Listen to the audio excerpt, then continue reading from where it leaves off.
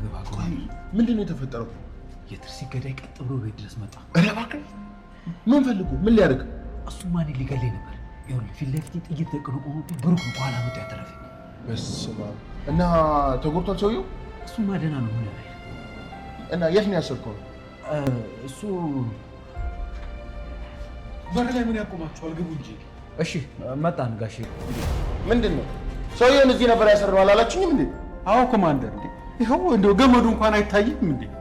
እና ታዲያ ምን ሰለበ እያልከኝ ነው ወይስ እየቀለዳችሁብኝ ነው? ምን እንቀልዳለን? እንግዲህ ፈቶ አምልጧላ። ከአንተ ውጭ ከእኛ ውስጥ ማንም ሰው ሊያስመልጣቸው። አሁን ወዴት እንዳስመለጥከው ብትናገር ይሻላል። አፍ እንዳመጣልህ ዝም ብለህ አትናገር እሺ? አፌ እንዳመጣልህ ተናገርኩኝ። እንዲያውም በነገራችን ላይ ሚኪ እንዳስለቀቀው በውስጡ ጠርጥሯል። ሰላም ውድና የተከበራችሁ ቻናላችን ቤተሰቦች ሰላማችሁ ብዝት ይበልልኝ።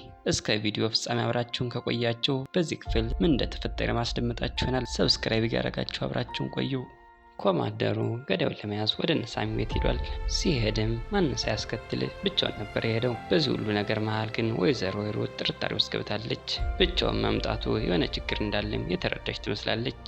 አብሮት የመጣ ከኋላ የቀሩት ፖሊስ እንዳለ ስትጠይቀው ማንም እንዳልመጣና የትርስ ገዳይ መሆኑን ለማረጋገጥ የብቻውን እንደመጣና እውነትም የትርስ ገዳይ ከሆነ ተጨማሪ ኃይል ሊጠራ እንደሆነም ነግሯታል። የወይዘሮ ሂሩት ጥርጣሬዋም ጨምሯል። ሲጀመር እንዴት የትርስ ገዳይ ልታውቀው ቻልክ ብላም አፋጣ ይዘዋለች። ኮማንደሩም ብሩኬ በሰጠው ጥቆማ መሰረት እንዳወቀውም ነግሯታል። ወይዘሮ ሂሩት አሁንም ጥያቄዋን ትቀጥላለች። እንደሰማሁት ከሆነ ኮማንደር ነህ፣ እንዴት ሰው መላክ እየቻልክ አንተ ትመጣ ቻልክ? ይሄ ነገር ግራ እያጋባኝ ነው ብለዋለች። ኮማንደሩም ቀጥታ ሚኪ እንደደወለለትና ለጉዳዩ ትኩረት ሰጥቶት እንደሆነም ነግሯታል። ቢሆንም ግን የዚህን ኬዝ መርማሪ አሊያም ሌላ ፖሊስ መላክ ትችል ነበር። ለማንኛውም ህጋዊነትን ለማረጋገጥ መታወቂያህን ማየት ፈልጋለሁ ብላ መታወቂያውን ተቀብለዋለች። ኮማንደሩም የይለፍ ቃል ከወይዘሮ ሂሩት ከተሰጠው በኋላ ገዳዩ ከታሰረበት ቦታ ይዘው ሄዳለች። ከቦታው ሲደርሱ ግን ያልጠበቁት ነገር ተፈጥሮ ነው ያገኙት። ገዳዩ ተለቆ ተሰውሯል። ታስሮበት የነበረውና ወንበሩን ብቻ ነበር ያገኙት። ብሩኬ ይሄን ነገር ሲያይ ሚኪያስ እንዳስመለጠውም እርግጠኛ ሆኗል። ሚኪያስ ከገዳዩ ጋር ተደራድሮ ለቆታል።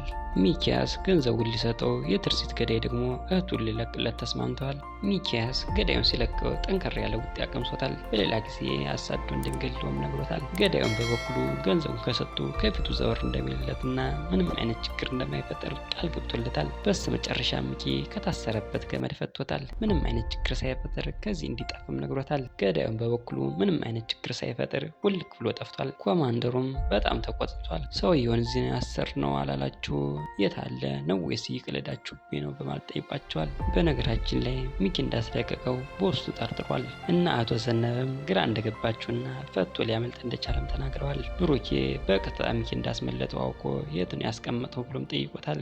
ሚኪም ምንም እንደማያውቅና የትርሲትን ገዳይ እንዴት ላስመልጥ ይችላለሁ ብሎ ሸምጧቸዋል። ብሩኬም ከአንተ ውጭ ማንም ሊያስመልጠው አይችልም፣ የት እንዳስቀመጠው ብትናገር ይሻላል ቢለውም ሚኪ ግን አፍ እንዳመጣላት ትናገር ብሎታል። ብሩኬም በጣም ተናዶ አፌ እንዳመጣል ተናገርኩ አይደል ብሎ አንገቱን አንቆታል።